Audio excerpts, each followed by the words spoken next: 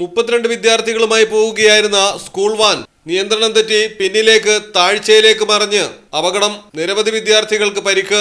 തിരുവനന്തപുരം വട്ടിയൂർക്കാവിലാണ് അപകടം നടന്നത്. നെട്ടയം സെയിന്റ് ഷാൻഡൽ സ്കൂളിലെ വിദ്യാർത്ഥികളുമായി സ്കൂളിലേക്ക് എത്തിയ വാനാണ് താഴ്ചയിലേക്ക് മറിഞ്ഞ് തകർന്നത്.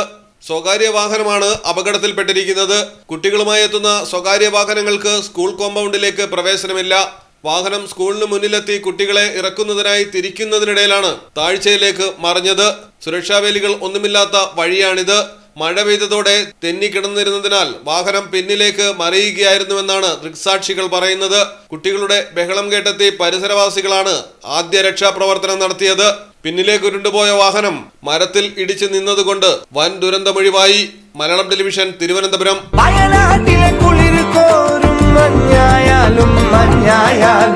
നാട്ടിലെവിടെയാണേലും കാലാവസ്ഥ എന്താണേലും സിമെന്റ് JSW കോൺക്രീറ്റ് HD തന്നെ. നാട്ടിലെവിടെയാ?